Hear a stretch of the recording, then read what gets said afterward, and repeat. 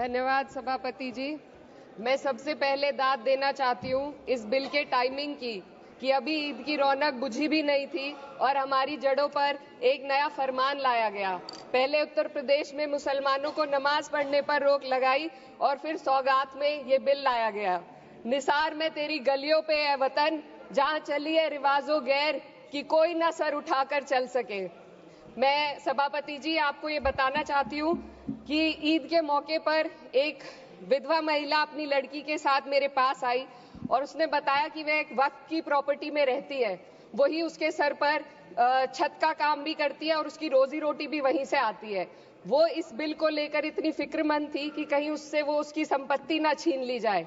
वो अकेली एक ऐसी महिला नहीं है, ऐसे लाखों लोग हैं जो वक्फ की गरीब महिलाएं जो वक्फ की संपत्ति से अपना रोजगार चला रहे हैं। और ये जो वक्फ बाय यूजर क्लॉज के हटाने से लाखों वक्फ की जायदाद अपना स्टेटस खो देंगी और लाखों लोग इसी तरीके के लोग सड़कों पर आ जाएंगे।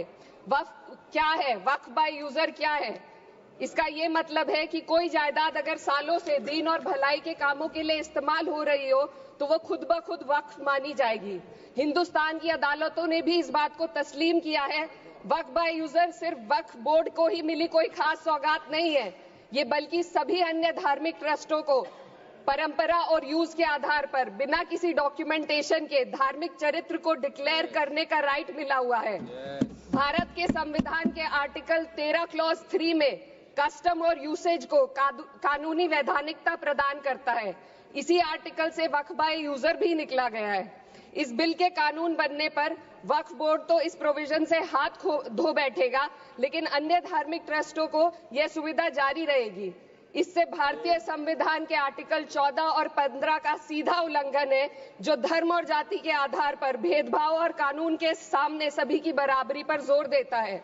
मैं इसके साथ ये भी कहना चाहती हूँ कि सत्ता के लोग जो एक दूसरे की पीठ थपथपा रहे हैं कि वक्फ बाय यूजर का जो अमेंडमेंट इन्होंने दिया उसको एक्सेप्ट कर लिया गया है, लेकिन इनकी शरारत यह है कि उसके साथ ही एक ऐसा प्रोवाइजो इसमें शामिल किया गया जिसके आधार पर यह कहा गया है कि अगर कोई भी वक्फ की संपत्ति विवादित हो तो वो अपना वक्फ स्टेटस खो देगी। तो जो अमेंडमेंट इन्होंने दिया है, जिसको एक्सेप्ट कर लिया गया है, उसका कोई मतलब नहीं है। ये इनकी नीयत है जो साफ जाहिर हो रही है। सोने पर सुहागा एक काम और किया है। सरकार ने वक्फ की कानून के सेक्शन 107 को हटाकर लिमिटेशन एक्ट में 12 साल तक ही किसी के खिलाफ अदालत में जाने का प्रोविजन है। सेक्शन 107 में बोर्ड को लिमिटेशन एक्ट से राहत मिली हुई थी। वक्फ बोर्ड कभी भी अवैध कब्जाधारियों के खिलाफ अदालत जा सकता था। अगर ये सेक्शन ना हो तो अवैध कब्जा करने वाले लोग कानूनी प्रक्रिया का फायदा उठाकर वक्फ की प्रॉपर्टी को हड़प सकते हैं।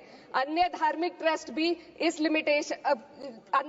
ट्रस्टों पर भी ये लिमिटेशन एक्ट लागू नहीं होती, तो फिर वक्फ बोर्ड के साथ ये सौतेला रवैया क्यों किया जा रहा है?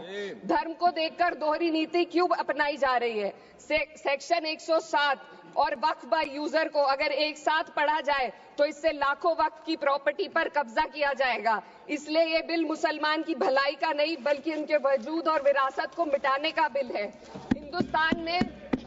हिंदुस्तान में बहुत सारे धार्मिक ट्रस्ट हैं जिसमें उस खास मजहब के लोग शामिल होते हैं और उसका इंतजाम करते हैं। और ये बात समझ में आने वाली भी है, क्योंकि जो व्यक्ति अपने मजहब के रीति रिवाज को जितना अच्छे से समझ सकता है, किसी अन्य मजहब का व्यक्ति नहीं समझ सकता। आर्टिकल 26 क्लॉज 2 के तहत धार्मिक संप्रदायों को अपने मजहबी इदारों के एडमिनिस्ट्रेशन का हक देता है, लेकिन वक्फ बोर्ड के बारे में इसको उल्टा किया जा। Sir 2 minute sir please 2 minutes. सरकार इसे एक सेक्युलर बॉडी मान रही है और इसमें गैर मुस्लिमों को शामिल करने की बात कह रही है। आपके मुंह से सेक्युलरिज्म की बात सुनकर अच्छा लगा, लेकिन अगले ही पल ये भ्रम टूट जाता है, क्योंकि आपको सिर्फ दान देने के लिए प्रैक्टिसिंग मुस्लिम का आपने क्लॉज डाला है, लेकिन बोर्ड में बैठने के लिए मुस्लिम होने की कोई आपकी क्लॉज नहीं है। तो इससे आपकी जो दोहरी नीति है वो साफ जाहिर होती है। ये वही सरकार है जिसने राम जन्मभूमि ट्रस्ट में ये लिख दिया कि जिला अधिकारी भी अगर होगा तो हिंदू होना चाहिए। कोई मुझे बताए कि वहां पर सेक्युलरिज्म का रस क्यों नहीं घोला गया? सर आखिर में मैं अपनी बात को खत्म करने से पहले महिलाओं का मुद्दा बार बार उठाया जा रहा है। सरकार का कहना है कि बोर्ड में मुस्लिम महिलाओं को रिप्रेजेंटेशन देंगे। इस कानून से पहले भी मुस्लिम महिलाएं बोर्ड में मेंबर रह चुकी हैं और मिनिमम 2 का प्रोविजन था, उससे ज्यादा भी हो सकती थी। सर, मैं ये कहना चाहती हूँ कि सरकार ने महिलाओं के लिए ऐसा कौन सा नया काम किया जिसका ढिंडोरा सरकार का हर सदस्य पीट रहा है। इस बात की तायीद अगर आपकी तरफ से कोई मुस्लिम महिला करती तो हम उसका यकीन भी करते, लेकिन अफसोस आपकी इतनी लंबी कतार में एक भी मुस्लिम महिला नजर नहीं आती है। सर, मैं खुद एक मुस्लिम महिला हूँ, मैं सिर्फ एक मैं माइनॉरिटी महिला हूँ। इस सदन में हम सिर्फ 2 महिलाएं हैं और उस नाते से मैं ये बात कहना चाहती हूँ कि इस बिल के माध्यम से मुस्लिम महिलाओं को कुछ नहीं मिल रहा है, ये हमें कुछ नहीं देना चाहते, सिर्फ टोकनिज्म हमारे नाम पर बनाकर एक नैरेटिव मीडिया में चलाना चाहते हैं। तो ये बिल मुसलमान की भलाई का नहीं, उनकी पहचान को मिटाने का है। सर, अंत में मैं बस यही कहना चाहती हूँ कि कागजों की कैद में बस नाम रह जाएंगे, वो जो हमारे थे सिर्फ दावे में रह जाएंगे। इस बिल के द्वारा मीठी ईद के जायके को कड़वा करना, यही असली सौगाते मोदी था। बहुत बहुत